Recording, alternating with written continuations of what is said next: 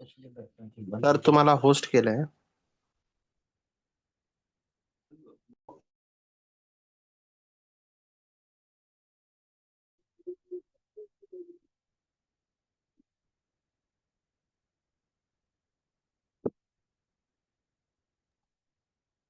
हरि ओम स्वामी जी, सुप्रभातम. हरिओम. राजेश मोलकर, पुणे. सुप्रभातम. ओम नमो नारायणाय. ओम नमो नारायणाय. आज का श्लोक नंबर क्या है स्वामी जी? आज का श्लोक नंबर है 29 और 30. ओके, ठीक है. ये लाइव स्ट्रीमिंग और रिकॉर्डिंग चालू कर दिया है. आप अच्छा. एक मिनट के बाद आप स्टार्ट कर लीजिए. हरिओम स्वामी जी. राम सेवक यादव, डोंबिवली. सुप्रभातम. सुप्रभातम. ओम नमो नारायणाय. ओम नमो नारायणाय.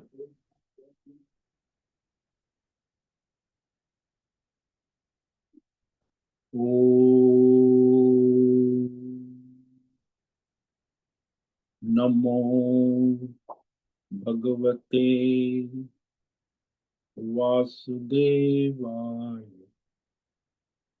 ओम नमो भगवते वासुदेवाय. ओम नमो भगवते वासुदेवाय. ओम नमो भगवते वासुदेवाय. ओम नमो भगवते वासुदेवाय. ओम नमो भगवते वासुदेवाय. ओम नमो भगवते वासुदेवाय. ओम नमो भगवते वासुदेवाय. ओम नमो भगवते वासुदेवाय. ओम श्री परमात्मने नमो नमः. ओम गणपतये नमो नमः. ओम सरस्वत्यै नमो नमः. ओम गुरुभ्यो नमो नमः. ओम सहनाववतु सहनौ भुनक्तु सह वीर्यं करवावहै तेजस्विनावधीतमस्तु मा विद्विषावहै. ओम शांति शांति शांति. सदाशिव समारंभां शंकराचार्य मध्यमाम् अस्मदाचार्य पर्यन्तां वंदे गुरु परंपरां. वंदे गुरु परंपरां. ओम तत्सत. आप सभी ऑनलाइन नेटवर्क पर उपस्थित भगवद गीता श्रवण साधकों को आज ऋषिकेश से हमारा प्रातः का अभिवादन, अभिनंदन, अभिवंदन. हरि ही ओम. हरि ही ओम. हरि ही ओम. हम सबको आज का यह दिव्य दिन तन मन धन जन देश काल विषय वस्तु परिस्थिति अवस्थाएं व्यष्टि समष्टि आध्यात्मिक भौतिक दैविक क्षेत्र सभी को अपने अपने वर्तमान जन्म और पूर्व जन्मों में किए हुए संचित सात्विक राजसी तामसी मिश्र सकाम निष्काम पाप पुण्य धर्म अधर्म मिश्र कर्मों के पके हुए फल स्वरूप में वर्तमान में आज सभी को अपने अपने प्रारब्ध अनुसार प्राप्त हुआ है. अतः आज का यह दिव्य दिन परमार्थ हेतु निष्काम सेवा यज्ञ, देव यज्ञ, ऋषि यज्ञ, पितृ यज्ञ, मानवता यज्ञ, भूत प्राणी यज्ञ, सात्विक दान, शारीरिक वाचिक मानसिक तप, निष्काम कर्म योग, ध्यान योग, भक्ति योग, ज्ञान योग, साधना, स्वाध्याय, वेद शास्त्रों का अध्ययन, अध्यापन, उपासना, आराधना के लिए समर्पित करे और करवावे. अत्यंत दुर्लभ मनुष्य जीवन की प्रत्येक क्षण परमार्थ हेतु सार्थक करे और करवावे। आज विक्रम संवत 2082 आश्विन मास शुक्ल पक्ष की पूर्णिमा सुबह 9:16 तक है। उसके बाद आश्विन मास कृष्ण पक्ष की प्रथमा तिथि लग जाती है। आज दो तिथि है। पूर्णिमा 9:16 तक है और प्रथमा कल सुबह 5:52 तक है। आज है रेवती नक्षत्र। ये रात्रि 1:27 तक है। उसके बाद अश्विनी नक्षत्र लग जाता है। आज मंगलवार है। मंगल देव की आराधना उपासना का दिन है और शरद ऋतु चल रही है। यहाँ रात्रि का न्यूनतम तापमान 16 डिग्री हो गया और दिन का अधिकतम तापमान 28 डिग्री। वायु की गति 5-10 किलोमीटर प्रति घंटा चल रही है। ईस्वी सन 2025 7 अक्टूबर 7 अक्टूबर 2025 ट्यूसडे सुबह के 6:50 हो चुके हैं। कलयुग का प्रथम चरण 5126वां वर्ष 7वां वैवस्वत मनवंतर श्वेत वराह कल्प ब्रह्मा जी का 26वां दिन और 51वां वर्ष अभी चल रहा है। तो ऐसे अनंत कोटि ब्रह्मांडीय परमेश्वरीय अचिंत्य योग माया में हमारा यह एक ब्रह्मांड, इस ब्रह्मांड में ये पृथ्वी लोक में समुद्र के ऊपर जम्बू द्वीप में विश्व का एकमात्र वैदिक राष्ट्र भारत में उत्तर हिमालय प्रांत में उत्तराखंड राज्य में टिहरी जिले में हिमालयन शिवालिक पर्वतमाला के अंतर्गत मणिकूट पर्वत के ऊपर नीलकंठ महादेव के सामने ऋषिकेश नगरी में मुनि की रेती प्रांत में शीशम जाड़ी में अवधूत बाड़ा आश्रम के सी ब्लॉक के पहले माले से 5 नंबर कमरे से गंगा किनारे से हम स्वामी उत्तमानंद सरस्वती भगवद गीता के आचार्य शिष्य स्वामी चिन्मयानंद सरस्वती महाराज चिन्मय मिश्र कैवल्याद्वैत वेद व्यास भगवदपाद शंकराचार्य की श्रृंगेरी संन्यास परंपरा से शिक्षित दीक्षित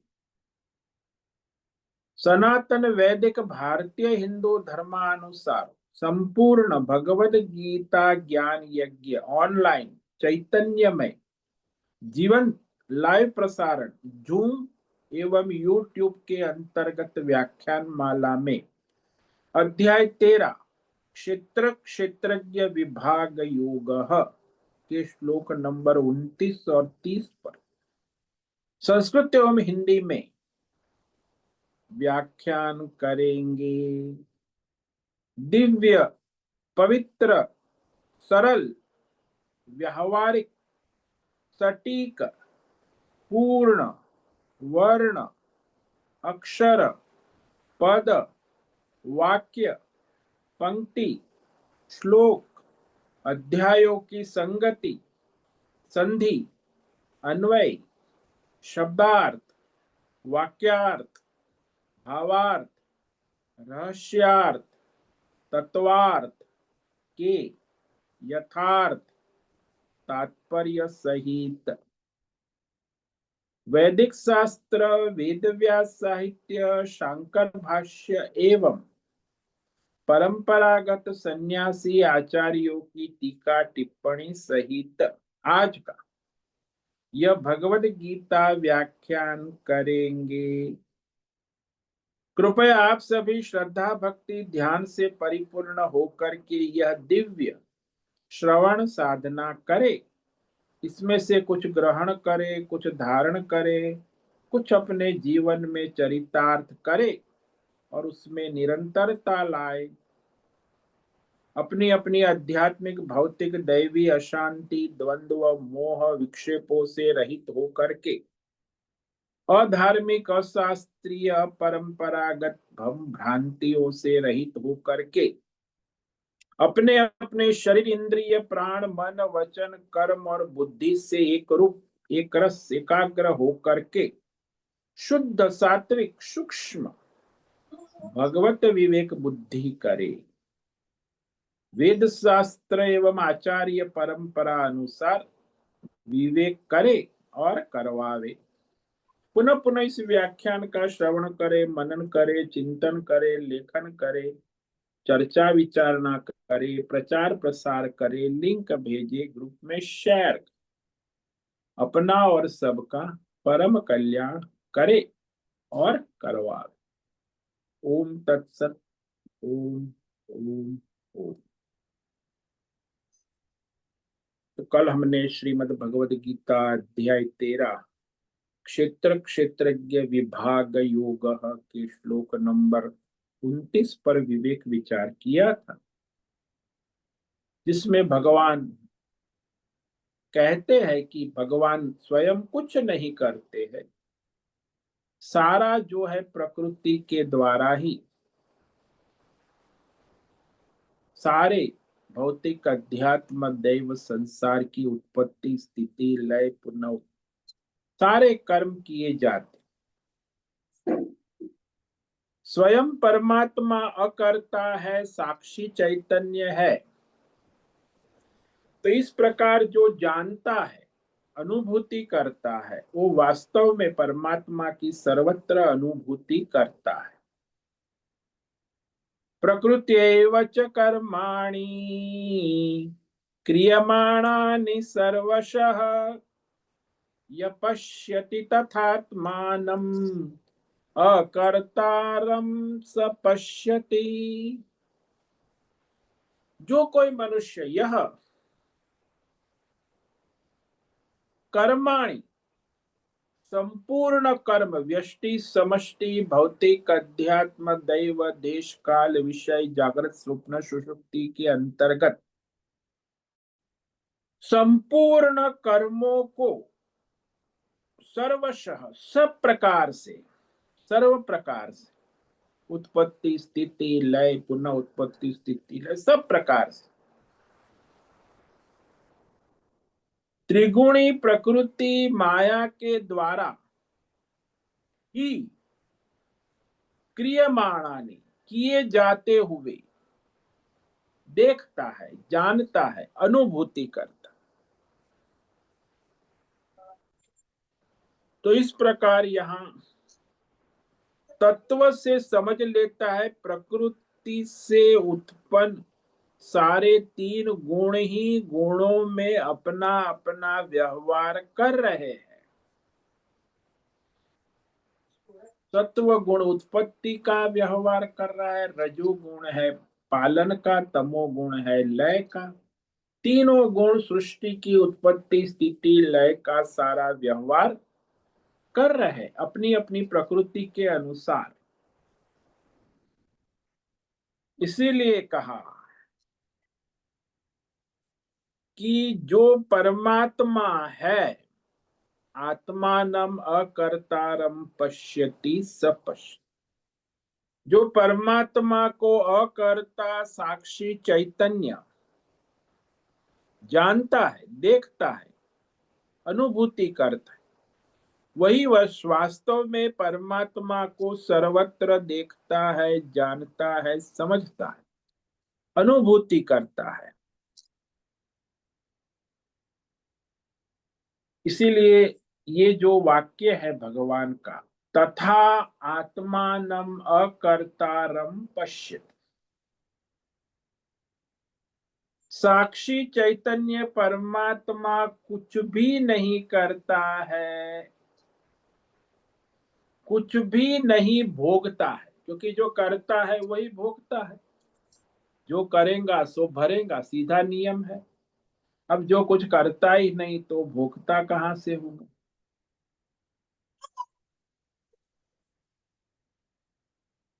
तो जितने भी कर्म होते हैं नाम रूप गुण दोष उपाधि के, भौतिक अध्यात्म दैव उपाधि के भोग, और कर्म जो होते हैं सारे प्रकृति के द्वारा ही किए जाते हैं। प्रकृति ही कर्म करती है, प्रकृति ही फल को उत्पन्न करती है, प्रकृति ही फल का भोग करती है, और प्रकृति के द्वारा ही सारा संसार चक्र चलता रहता है। बरोबर आहे. कोण उभं राहिलं? अरे पप्पू उभं राहिलं. वाह वाह. बघ बघ. मीना मीनाक्षी काले, आपका ऑडियो बंद करो। मीनाक्षी काले,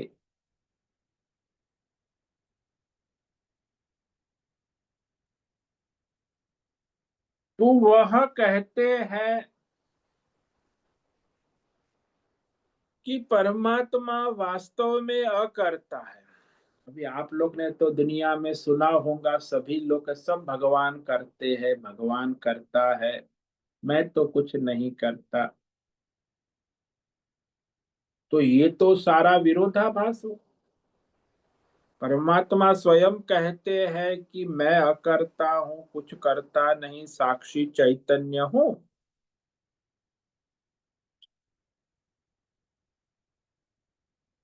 तो फिर वह परमात्मा वास्तव में कुछ नहीं करता तो कर्म कहां से दिखते हैं। बोले वह जो नाम रूप गुण दोष प्रकृति माया उपाधि ये सारा भोग करती है।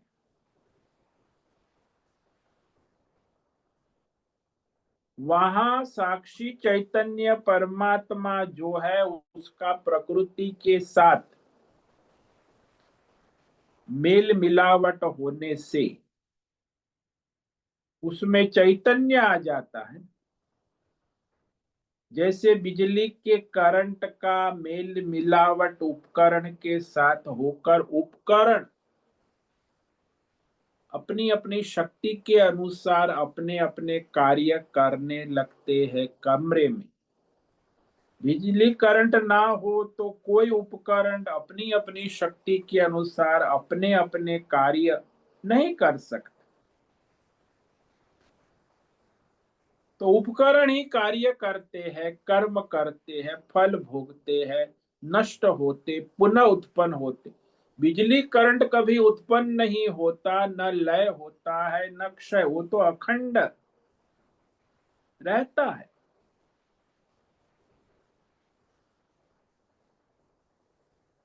तो इस तरह यहां कहा कि जो कर्म करता हुआ दिख रहा है वास्तव में कर्म नहीं करता।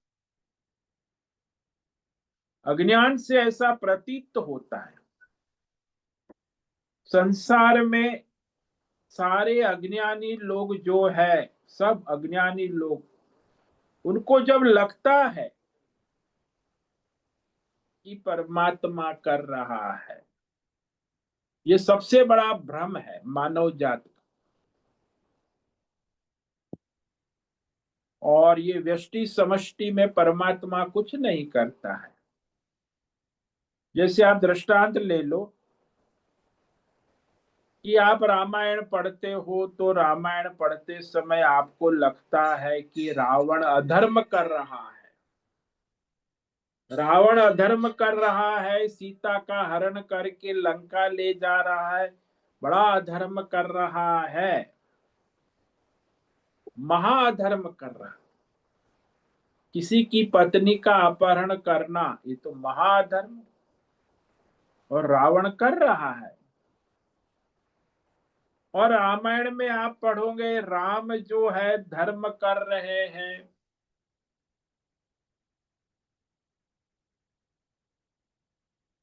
धर्म की रक्षा कर रहे हैं। वस्तुतः रावण की उपाधि जो नाम रूप गुण दोष वाली पंच महाभूतात्मक त्रिगुणी मायामय उपाधि जो रावण की है, वही अधर्म कर रही। रावण की जो आत्मा है साक्षी चैतन्य, उसमें कोई अधर्म नाम की चीज नहीं है। इसी प्रकार राम जो धर्म कर रहे हैं, वह राम की उपाधि है, अवतार लीला। तो सगुण उपाधि अवतार लेकर शरीर और स्थूल सूक्ष्म भौतिक उपाधि के द्वारा वह धर्म करते हुए प्रतीत होते।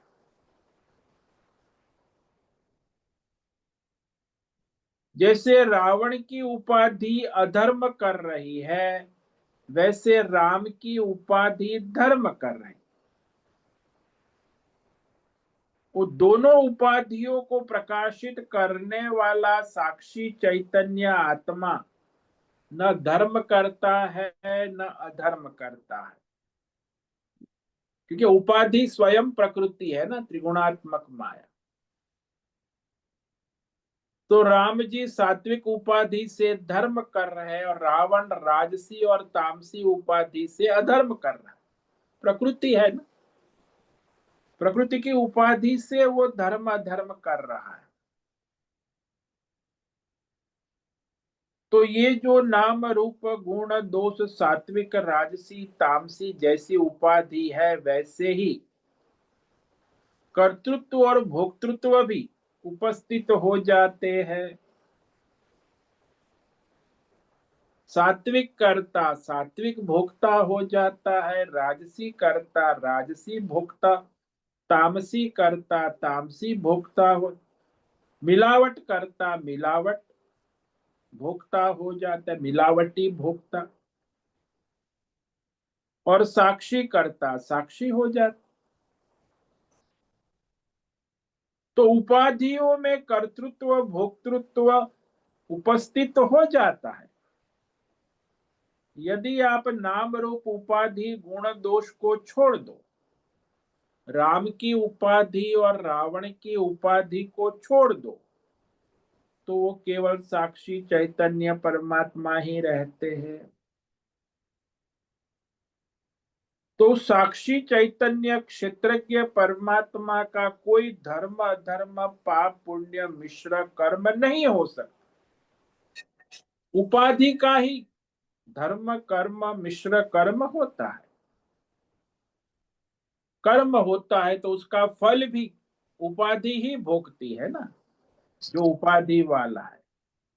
अधर्म का फल दुख भोगता है, धर्म का फल सुख भोगता।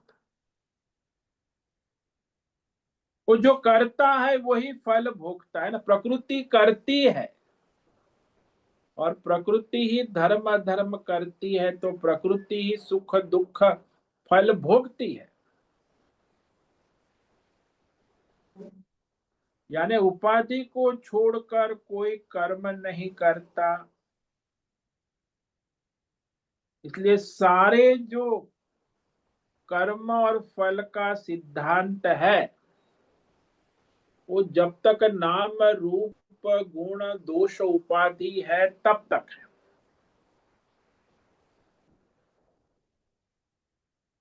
जब नाम रूप गुण दोष उपाधि से रहित हो जाता है, तो वह कर्म फल पाप पुण्य धर्म अधर्म नहीं होता। जैसे कलाकार सुपरस्टार देवदत्त भिखारी का पात्र करता है, तो उस पात्र से दुखी होता है, उपाधि है ना।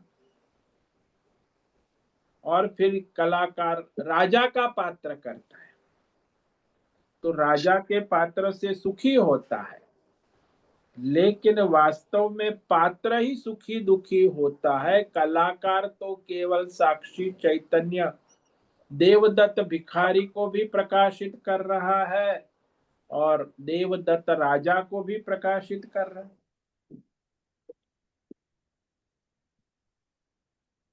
इसीलिए सारा जो कर्म का खेल है, फल का भोग है, वो जब तक ये शरीर, इंद्रिय, क्षेत्र, उपाधि है, और उपाधि वाला जब तक वो अपने को मानता है, तब तक वो कर्म और फल के बंधन में रहता है। जब वो क्षेत्र उपाधि से अपने को असंग क्षेत्रज्ञ परमात्मा स्वरूप में जान लेता कि ये तो प्रकृति है, माया है, क्षेत्र है, 24 तत्व है, और ये संसार उसी में चलता है, मैं तो साक्षी चैतन्य असंग आत्मा हूं, तो उपाधि को छोड़कर उसका कोई धर्म, अधर्म, पाप, पुण्य, कर्म नहीं हो सकता। उपाधि है तो ही धर्म, अधर्म, पाप, पुण्य, कर्म लगता है, उसका फल भी लगता है। इसीलिए स्वयं साक्षी चैतन्य परमात्मा में कोई कर्म नहीं है, कोई फल नहीं है, कोई भेद भ्रम नहीं है, वह तो केवल साक्षी चैतन्य आत्म स्वरूप में उपस्थित है।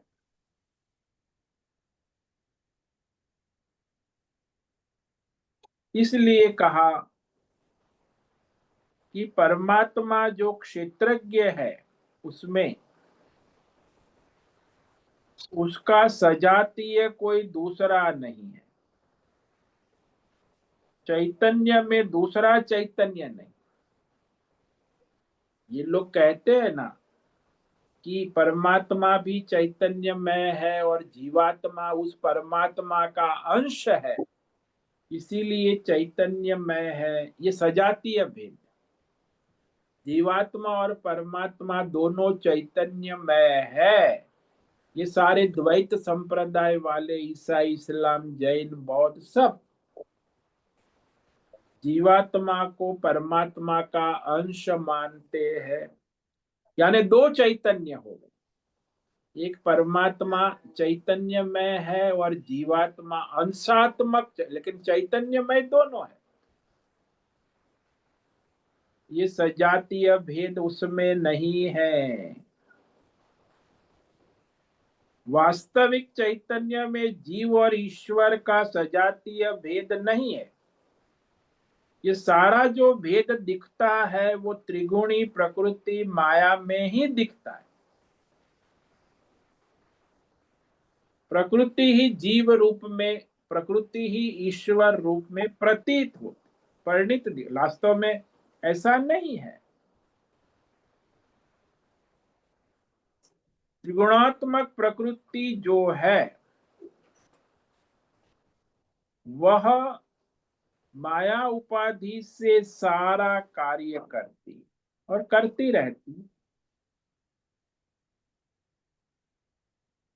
और परमात्मा साक्षी चैतन्य रूप में है। तो इस श्लोक में भगवान ने दो रहस्यमय बात कही कि जो मनुष्य संपूर्ण पाप, पुण्य, धर्म, अधर्म, व्यष्टि, समष्टि, जागृत, स्वप्न, सुषुप्ति के सारे कर्मों को सब प्रकार से त्रिगुणात्मक प्रकृति माया के द्वारा ही किए जाते हुए देखता है, जानता है, अनुभूति करता, और जो परमात्मा को इसमें अकर्ता साक्षी चैतन्य जानता है, देखता है, अनुभूति, वही यथार्थ रूप से प्रकृति और पुरुष दोनों को जान लेता है, दोनों के स्वरूप को जान लेता है।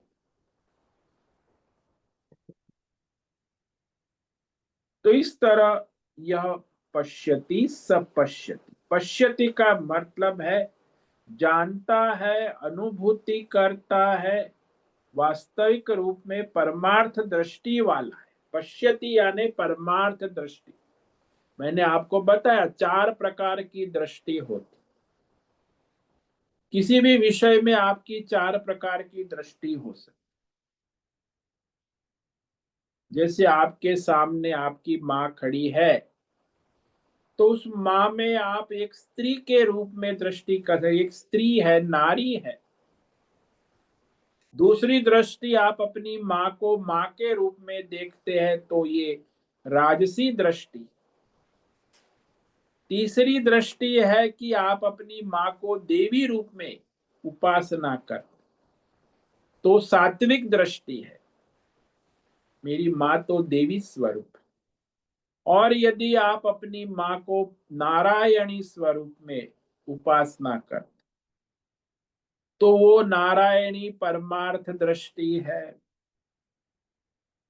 माँ तो आपके सामने है, एक स्त्री है, एक नारी है, लेकिन आपकी दृष्टि है वैसी, आपकी सृष्टि है, आपका व्यवहार है। आप अपनी माँ को केवल एक स्त्री समझते हैं, तो आप स्त्रीवत एक नारी है। नारी के बीच सारी और सारी के बीच नारी, और क्या है? तो आपकी तामसी बुद्धि है। आप कहते हो मेरी प्यारी माँ है, और आप माँ को स्नेह करते, तो आपकी राजसी बुद्धि है। आप कहते हो नहीं, मेरी माँ कोई माँ नहीं है, ये तो देवी है, साक्षात देवी स्वरूप, तो आपकी सात्विक दृष्टि है। और आप कहो कि ये मेरी माँ तो साक्षात नारायणी नमोस्तुते परमात्मा स्वरूप है, तो आपकी परमार्थ दृष्टि है। बस इतनी चार दृष्टि ही मानव जात की होती। और जहाँ दुनिया में जो मनुष्य है वो ज्यादा से 95% तामसी और राजसी दृष्टि वाले हैं। माँ की दृष्टि से ऊपर दैवी दृष्टि वाले तो बहुत कम है, 2-5% होंगे। और नारायणी परमेश्वरी दृष्टि वाले तो हजारों लाखों में कोई एक होगा। दृष्टि तो दृष्टि है, पश्यति तो पश्यति, लेकिन देखने की दृष्टि भिन्न भिन्न, क्योंकि उसके संस्कार है, उसकी प्रकृति तामसी है तो नारी देखेगा, उसके संस्कार है, संचित है, प्रकृति राजसी है तो माँ देखेगा, उसके संचित संस्कार सात्विक है, सात्विक प्रकृति है तो देवी रूप में देखेंगे, और उसके संस्कार गुणातीत है, भगवतमय, तो परमार्थ दृष्टि से नारायणी देखें। जैसे रामकृष्ण परमहंस थे, तो उसने भी अपनी पत्नी शारदा विवाह से विवाह किया, लेकिन उसने कभी उसको पत्नी रूप में, स्त्री रूप में नहीं देखा। उसने उसको काली माँ देवी रूप में ही उसकी उपासना की, क्योंकि वो रामकृष्ण परमहंस के संचित सात्विक संस्कार थे ना, तो वो अपनी पत्नी को देवी रूप में ही उपासना करते थे। उनकी दृष्टि देवी दृष्टि। आज दुनिया में इतने पति पत्नी है, किनकी दृष्टि देवी रूप में? तो देवी रूप में दृष्टि, सात्विक दृष्टि तो बहुत 1-2 100 में 1-2 में ही होती, बाकी तो सब पत्नी है, भोग दृष्टि। तो जैसी दृष्टि होती है वैसी सृष्टि होती, और वैसा वह जीवात्मा सृष्टि में व्यवहार करता है, और उस तरह उसका संसार चलता है। अब भगवान ने यहाँ ये स्पष्ट कह दिया, दो बातें स्पष्ट कर दी, यह पश्यति स पश्य। दो बातें क्या है कि संपूर्ण कर्मों को सब प्रकार से त्रिगुणात्मक प्रकृति माया के द्वारा ही किए जा रहे हैं, ऐसा जो जानता है, और परमात्मा साक्षी चैतन्य अकर्तारम साक्षी, ऐसा जो जानता है, देखता है, अनुभूति सपश्यति, वही यथार्थ प्रकृति को भी जानता है और परमात्मा को भी जानता, यानी आत्मा अनात्मा का विवेक यथार्थ रूप में करता है। उपाधि रहित उसका स्वरूप है, इसको वह जान ले। तो उसका वास्तविक स्वरूप उपाधि वाला नहीं है, उपाधि रहित, नाम रूप गुण दोष उपाधि रहित वास्तविक चैतन्य स्वरूप आत्मा अपना वास्तविक स्वरूप है, उसी को जान ले। और उस परमात्मा में न जीवात्मा और परमात्मा के सजातीय भेद नहीं है, सब भेद उपाधि के द्वारा ही किए जाते। आप जीव और ईश्वर दो उपाधि बना देते हो तो सजातीय भेद उत्पन्न हो जाता, हालांकि जीव और ईश्वर दो तो है नहीं। तो इस प्रकार ये विवेक करने के बाद अब द्वितीय प्रश्न खड़ा हो जाता है कि परमात्मा केवल एक साक्षी चैतन्य है, अद्वितीय है, और उससे भिन्न त्रिगुणी प्रकृति माया अनात्मा है। तो यह क्षेत्रज्ञ परमात्मा चैतन्यमय और क्षेत्र प्रकृति जड़ है, तो विजातीय भेद हो गया। इसलिए कई दार्शनिक लोग परमात्मा को चैतन्यमय कहते हैं और प्रकृति को जड़ कहते हैं, माया त्रिगुणात्मा। तो क्षेत्र प्रकृति जड़ है, उसका निराकरण अब भगवान आगे के श्लोक में करते हैं। तो यहाँ इस 29वें श्लोक में सजातीय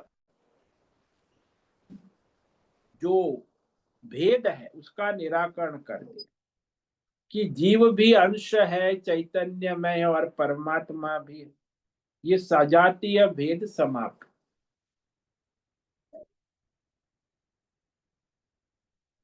जैसे वो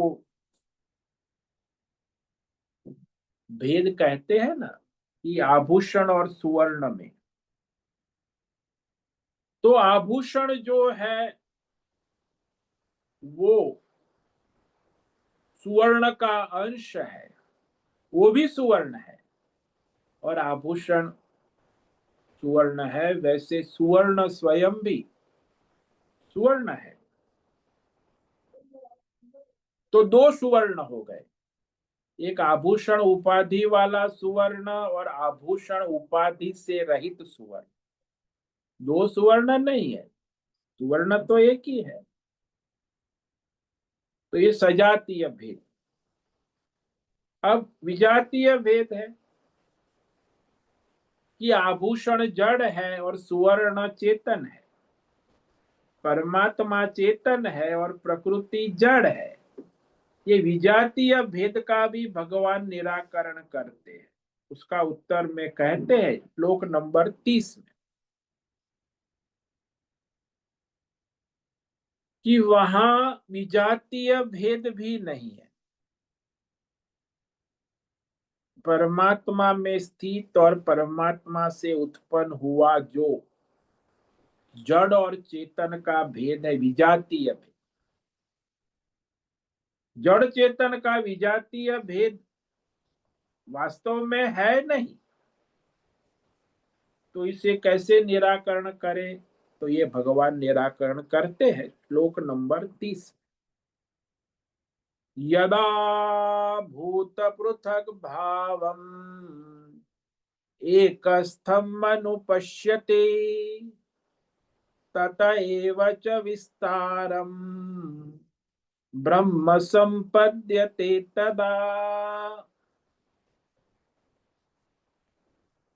यदा, यदा यानी जिस जन्म में, जिस क्षण में जीवात्मा को ये परमात्मा और आत्मा अनात्मा का विवेक हो जाता है, वेद शास्त्र आचार्य परंपरा अनुसार उस क्षण को कह रहे हैं, उस समय यह पुरुष, पुरुष यानी यहां आत्मज्ञानी, आत्मज्ञानी मनुष्य, तत्वज्ञानी संपूर्ण भौतिक अध्यात्म दैव पदार्थों को केवल एक परमात्मा में ही स्थित देखता है, एकस्थ। उस परमात्मा से ही संपूर्ण देश काल विषय भौतिक अध्यात्म दैव पदार्थों का विस्तार, विस्तार यानी उत्पत्ति स्थिति लय पुनः उत्पत्ति स्थिति लय को केवल एक परमात्मा में ही देखता है, अनुपश्यति का। उसी क्षण वह परमात्मा स्वरूप हो जाता है, परमात्मा मैं हो जाता। जैसे समुद्र किनारे गया हुआ मनुष्य जब वो समुद्र लहरें बुदबुदे को अलग अलग देखता है, समुद्र और जल तत्व को अलग अलग देखता है, तो माया के चक्कर में घूमता रहता। लेकिन जब वो केवल एक जल तत्व को ही देखता है जिसमें ये बुदबुदे लहरें समुद्र प्रतीत हो रहे, जल तत्व में ही समुद्र लहरें बुदबुदों की केवल प्रतीति है, आभास है। वास्तव में न बुदबुदा है, न लहरें है, न समुद्र है, केवल जल तत्व ही है। और जल तत्व का ही विस्तार समुद्र लहरें और बुदबुदे के रूप में प्रतीत हो रहा है नहीं, प्रतीत हो रहा है। ऐसा जो उस जान लेता है, देख ले, उसी क्षण वह जलमय हो जाता है। वैसे ही जिस समय मनुष्य ये प्रकृति त्रिगुणात्मक माया, ये सारी शरीर नाम रूप आकृति मनोवृत्ति गुण विकार उत्पत्ति स्थिति लय अनेक प्रकार के भेद भ्रम पंच महाभूतात्मक विकार सत्वगुण रजोगुण तमोगुण, इतने भेद भ्रम में एक परमात्मा को ही देखता।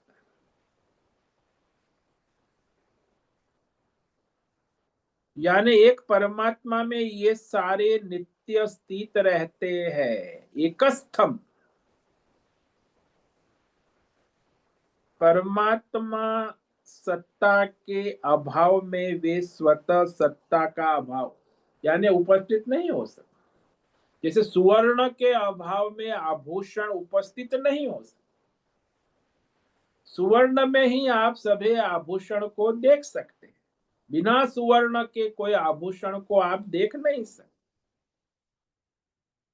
वैसे ही परमात्मा में ही ये सारा जो संसार है, भौतिक अध्यात्म दैव देश काल विषय व्यष्टि समष्टि जागृत स्वप्न सुषुप्ति जीव जगत देवी देवता अनेक प्रकार के भेद भ्रम सब त्रिगुणी माया प्रकृति से ही प्रतीत होते।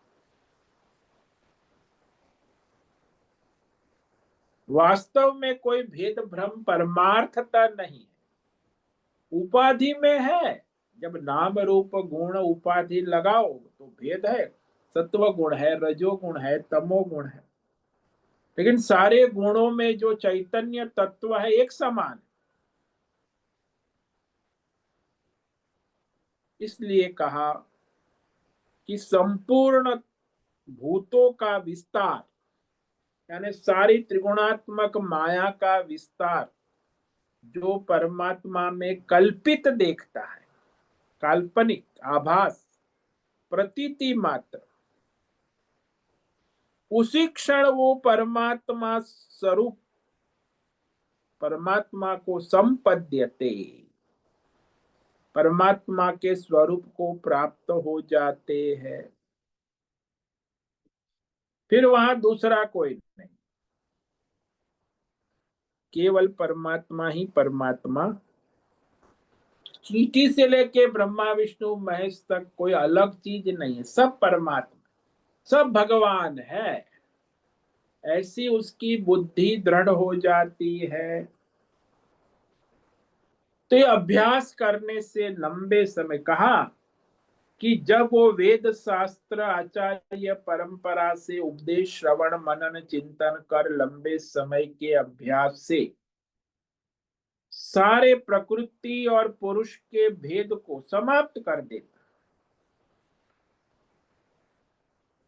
और वो सारे प्रकृति के जितने भी भेद है, आध्यात्मिक भौतिक दैव, सभी को परमात्मा में ही स्थित देखता है। उस परमात्मा से ही सारे मायामय प्रकृति संसार का उत्पत्ति स्थिति लय, पुनः उत्पत्ति स्थिति लय विस्तार देखता है, जानता है, अनुभूति कर। तो वह जो आत्मज्ञानी मनुष्य है वह परमात्मा में हो जाता है।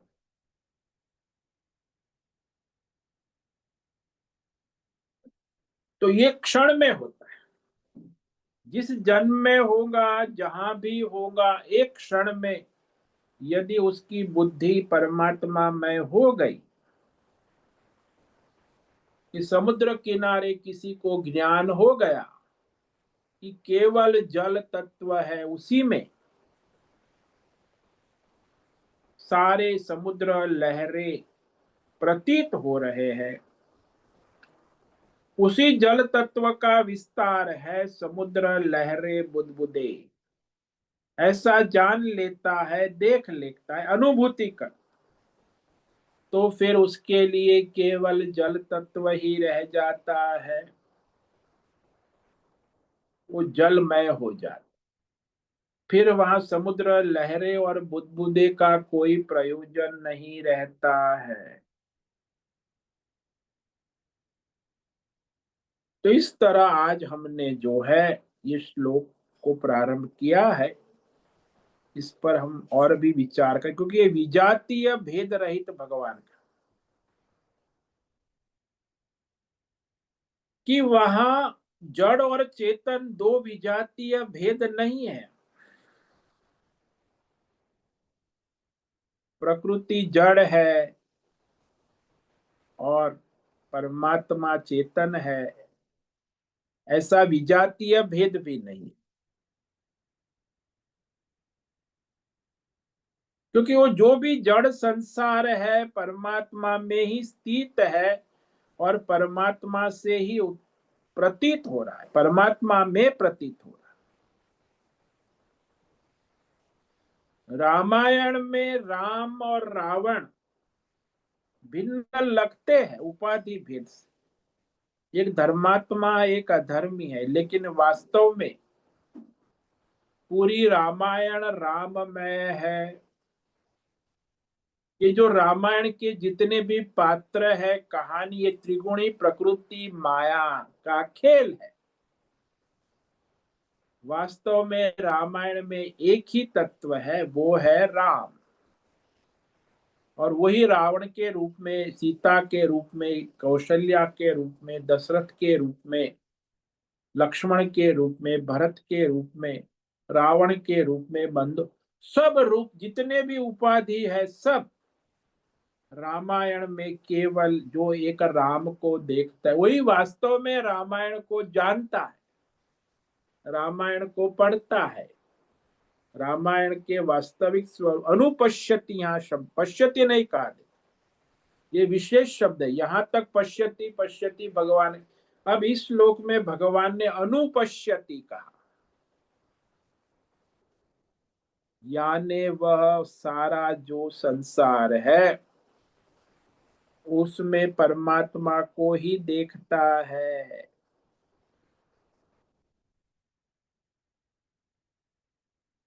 परमात्मा के विस्तार को देखता। अनुपश्यति का मतलब है कि सारा जो माया का संसार है वो परमात्मा के स्वरूप में ही विस्तृत हुआ है, उस परमात्मा से ही सारे संसार के विस्तार को देखता है। तत्एवं च विस्तारम, तो वह भगवतमय हो जाता है।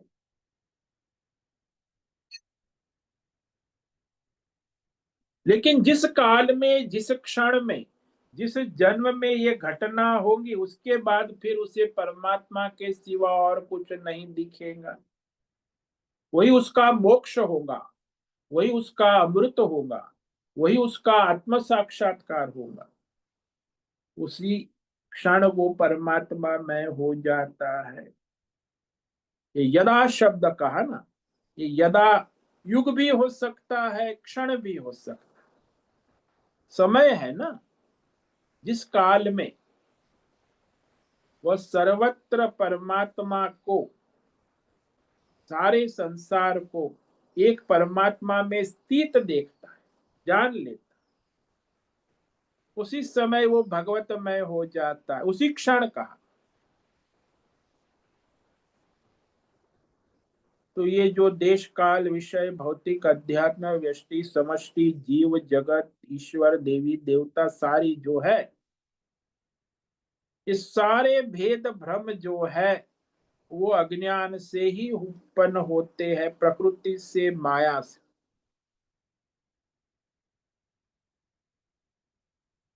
लेकिन जिससे जो उत्पन्न होता है वह उस स्वरूप का होता है, ये जानना आवश्यक। लकड़े से फर्नीचर उत्पन्न होता है तो फर्नीचर का स्वरूप लकड़ा ही है। मिट्टी से खिलौने उत्पन्न होते हैं तो खिलौने का स्वरूप मिट्टी ही है। सुवर्ण से आभूषण उत्पन्न होते हैं, आभूषण का स्वरूप सुवर्ण ही है। आभूषण तो केवल नाम मात्र, कल्पना मात्र, भ्रम मात्र है। वास्तविक तो केवल सुवर्ण ही है। तो इस प्रकार जिससे जो उत्पन्न होता है वह उसी का स्वरूप का होता है। अब परमात्मा से उत्पन्न हुआ ये संसार वास्तव में परमात्मा का ही स्वरूप है। ऐसा जो विवेक कर ले, इस तत्व को समझ लेता है, जान लेता कि प्रकृति में ही सारा खेल हो रहा है। वास्तव में परमात्मा जो है वही केवल है, उसके सिवा और कुछ नहीं। इस श्लोक पर और भी विवेक विचार कल करेंगे। ओम नमो नारायणाय, ओम नमो नारायणाय, ओम नमो नारायणाय, ओम नमो नारायणाय, ओम नमो नारायणाय। कायेन वाचा मनसेन्द्रियैर्वा बुद्ध्यात्मना वा प्रकृते स्वभावात् करोमि यद्यत् सकलं परस्मै नारायणायेति समर्पयामि। ओम सर्वे भवन्तु सुखिनः, सर्वे सन्तु निरामयाः, सर्वे भद्राणि पश्यन्तु, मा कश्चित् दुःखमाप्नुयात्। अस्तु मा सद्गमय, तमसो मा ज्योतिर्गमय, मृत्योर्मा मृतंगमय। ओम पूर्णमद पूर्णमिदं पूर्णात् पूर्णमुदच्यते पूर्णस्य पूर्णमादाय पूर्णमेवावशिष्यते। ओम शांति शांति शांति। शंकरं शंकराचार्यं केशवं बादरायणं सूत्र भाष्य कृतौ वंदे भगवन्तौ पुनः पुनः। ईश्वरो गुरुरात्मेति मूर्ति भेद विभाग व्योमवद्व्याप्तदेहाय दक्षिणामूर्तये नमो नमः। ओम गुं गुरुभ्यो नमो नमः। ओम तत्सत् ब्रह्मार्पणमस्तु। ओम ओम ओम।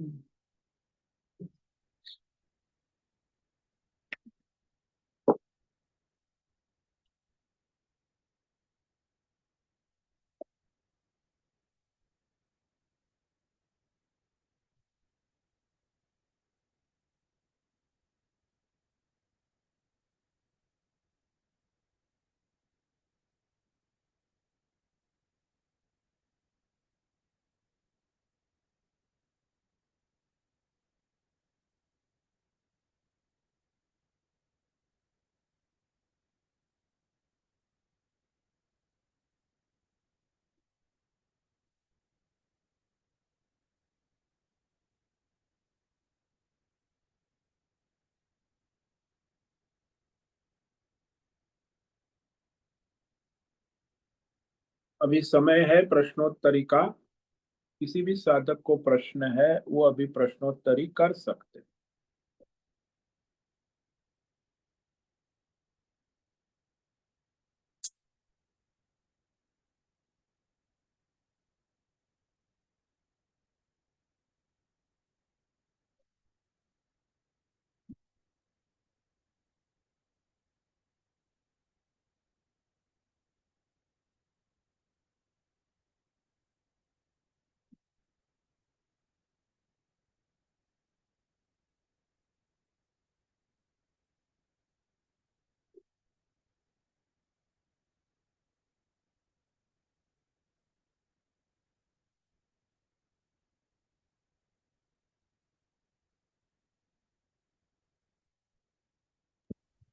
ओम नमो नारायण स्वामी जी।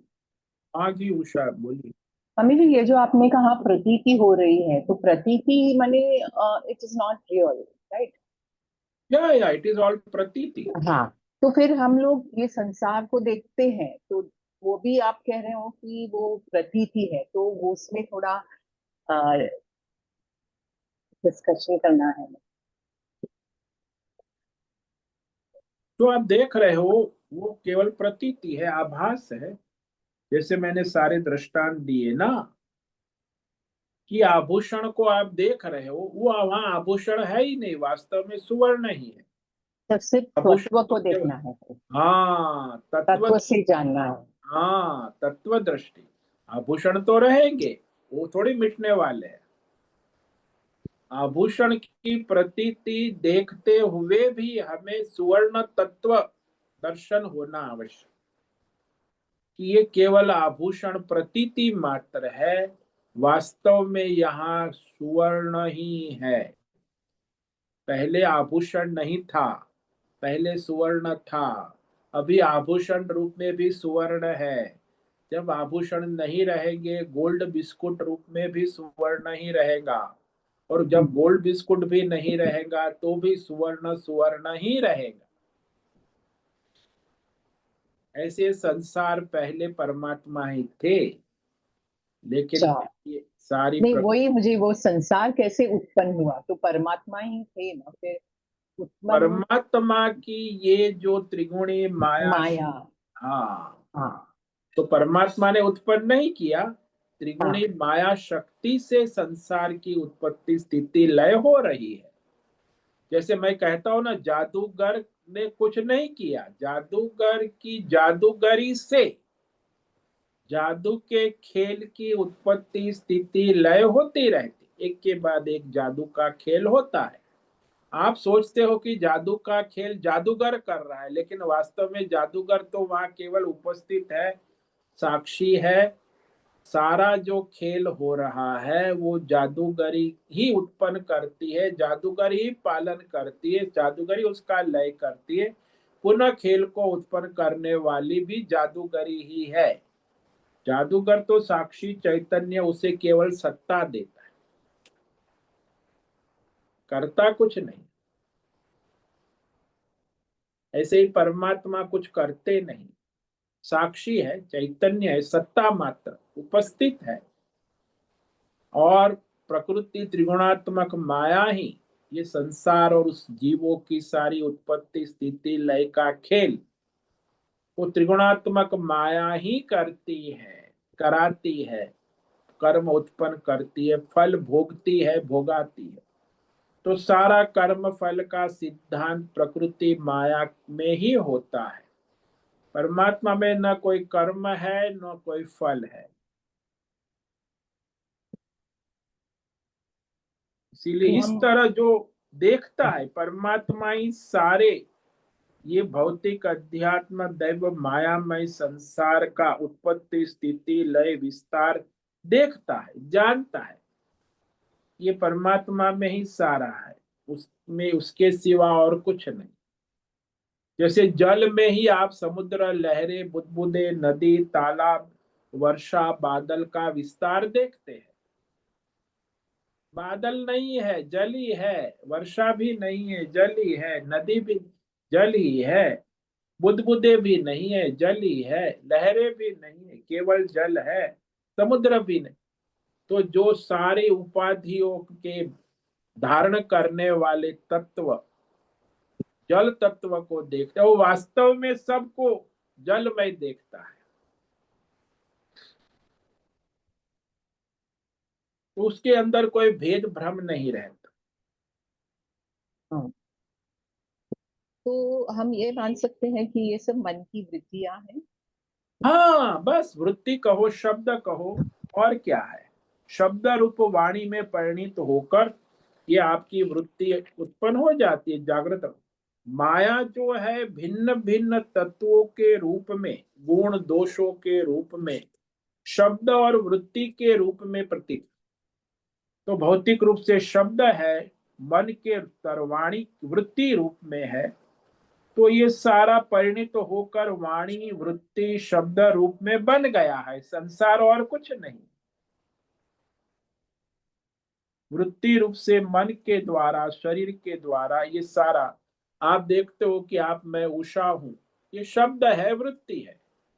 वास्तव में आपका स्वरूप सच्चिदानंद परमात्मा है, लेकिन आपने ये वृत्ति और शब्द और नाम रूप उपाधि को सत्य मान लिया कि ये मैं उषा हूं। यही अज्ञान है, और इसी के कारण फिर उसी के कर्म बंधन में रहते हैं। तो सारा जो है शब्द और वृत्ति मैं ही है, और इस सारा शरीर बना है, ये जो भी है वो शब्द और वृत्ति के सिवा। जैसे स्वप्न में क्या है, आप स्वप्न देखते हो, स्वप्न में आप अपने उषा को देखते हो, दौड़ते हैं, ट्रेन पकड़ते हैं, ट्रेन में बैठे, स्वप्न है। स्वप्न में उषा भी एक वृत्ति है, ट्रेन भी एक वृत्ति है, उषा का दौड़ना भी एक वृत्ति है। बस वहां तो एक वास्तविक तो चैतन्य परमात्मा ही है जो सारी वृत्तियों को प्रकाशित कर रहा है स्वप्न रूप में। स्वप्न में केवल मैं हूं, वास्तविक चैतन्य, उसमें ये प्रतीत हो रही है वृत्ति और प्रवृत्तियां। जैसे स्वप्न में प्रतीत हो रही है वृत्ति प्रवृत्ति, वैसे जागृत में भी है, वो भी वैसी ही है, स्वप्न जैसी वृत्ति और प्रवृत्ति। शब्द बन गई है, वाणी बन गई है, वृत्ति बन गई, वास्तव में कुछ है नहीं वहां, केवल साक्षी परमात्मा ही है। तो ये त्रिगुणी माया भी वैसे प्रतीक ही है। हाँ, ये तो सारी केवल प्रतीति मात्र है, वास्तव में माया है ही नहीं, केवल। नहीं। हाँ, रज्जु में सर्प प्रतीत हो रहा है, तो सर्प है क्या वास्तव? अरे भाई, आप कहते हो रज्जु में सर्प मुझे दिखा, अरे भाई रज्जु दिखेगा तो सर्प कहाँ रहेगा?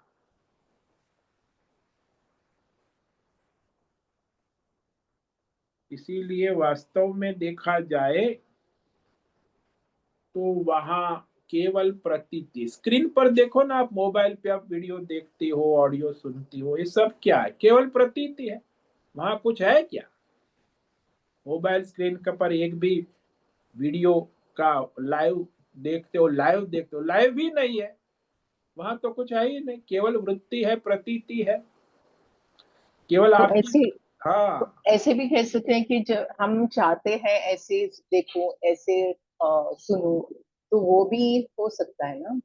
हाँ, आप अ, जैसा चाहो वैसा वीडियो देख सकते हो, वो वृत्ति है, प्रवृत्ति है, लेकिन वो मिथ्या है, असत है। हाँ, वो असत है, हम हाँ वो मानने को तैयार हैं। हाँ, कल्पित है ऐसा समझ लेना हम्म। कि परमात्मा ही सब जागृत स्वप्न सुषुप्ति त्रिगुणी माया प्रकृति सब में, एक परमात्मा में ही सब अधिष्ठित दिखता है, प्रतीत हो रहा है। जैसे कैनवास के ऊपर ही सारे चित्र प्रतीत हो रहे, प्राकृतिक चित्र, उसके अंदर केवल कल्पित है ऐसा जानना, ये समझ। वास्तविक है ये अज्ञान है। यदि आपको वास्तविक दिखता है तो अज्ञान है, और कल्पित समझ में आ जाता है। जो कल्पित होता है वो वास्तविक तत्व के अंदर ही प्रतीत होता है, इसलिए वो मिथ्या है। जब वास्तविक तत्व प्रतीत नहीं होता तभी कल्पित तत्व प्रतीत हो जाता। जब आपको रज्जु का ज्ञान नहीं होता है तब आपको सर्प अपनी संचित संस्कार वासना मिथ्या ज्ञान से अज्ञान से सर्प प्रकट हो जाता। यदि आपको वास्तविक रज्जु का ज्ञान हो तो फिर वहां आपका कल्पित सर्प, अज्ञान से उत्पन्न सर्प, मिथ्या ज्ञान से उत्पन्न सर्प, संचित संस्कारों से उत्पन्न सर्प नहीं हो सकता है, केवल रज्जु ही रहता है। तो इस प्रकार ये विवेक करना आवश्यक। तो ये ड्राइंग भी हम जो कर रहे हैं वो भी मन की वृत्ति। हाँ हाँ, सारी वृत्ति और प्रवृत्ति, सारी एक वृत्ति से ही प्रवृत्ति प्रतीत होती। वास्तव में वहां केवल मन की कल्पना है, प्रकृति है, केवल कल्पित है ऐसा समझ लेना आवश्यक। कल्पित होता है वो वास्तविक नहीं होता, ये भी समझ लेना आवश्यक। सारा मिथ्या और संसार ही सत्य, कल्पित है। हाँ, मिथ्या और सत्य का विवेक होना आवश्यक है। मिथ्या मिथ्या है, सत्य सत्य है, उसमें खिचड़ी नहीं होना चाहिए। मिलावट होगी तो गड़बड़ हो जाती, तब अज्ञान उत्पन्न हो जाता। कल्पित होने से वस्तुतः नहीं है, नहीं है से है में भेद नहीं जाता, है तो है ही रहता है। तो इसे बार बार श्रवण मनन निधिध्यासन शास्त्र का अध्ययन करने से विवेक दृढ़ हो जाता है।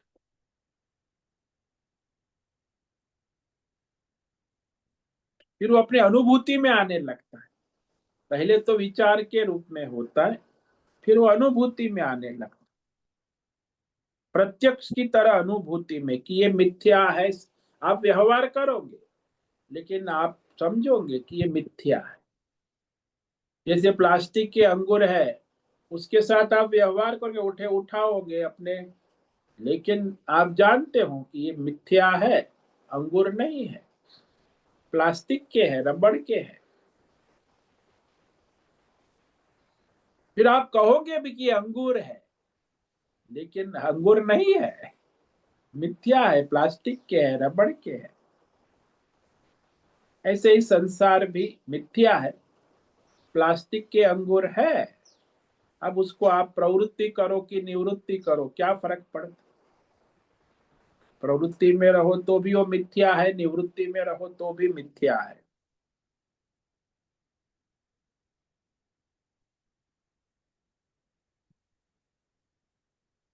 ये सब जानने से हम आ, आगे बढ़ सकते हैं ना, मतलब हाँ, परमार्थ में। बार बार इसको श्रवण मनन शास्त्र आचार्य उपदेश से ही वह अपरोक्ष अनुभूति कभी भी हो सकती। एक बार स्थिति हो गई फिर तो हो गया, प्रत्यक्ष स्पष्ट भान हो गया, अनुभूति हो गई, कंफर्म हो गया, अपरोक्ष अनुभूति, फिर तो बार पूरा हो गया आपका साधन।